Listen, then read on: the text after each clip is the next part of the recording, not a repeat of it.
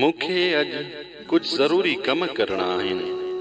उन जे वारनि जी चोटीअ में गुल बि हणणो आहे ऐं पोइ वण जी चोटीअ ते चढ़ी राति खां वेठल उन नांग खे बि मारणो आहे जंहिं झिरकीअ जा बच्चा गिड़काए छॾिया।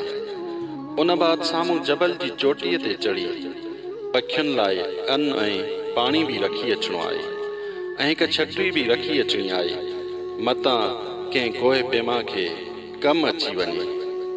उन बाद बैंक में वञी हिकु लोन लहण लाइ ॿिए लोन लाइ बि अप्लाई करणो आहे।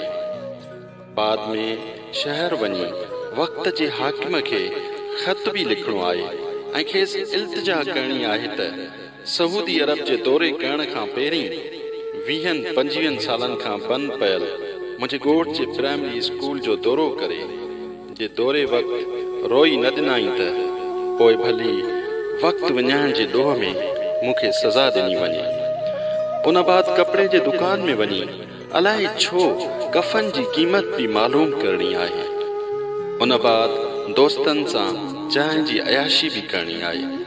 इहे सभु कम करे घर बि मोटणो आहे।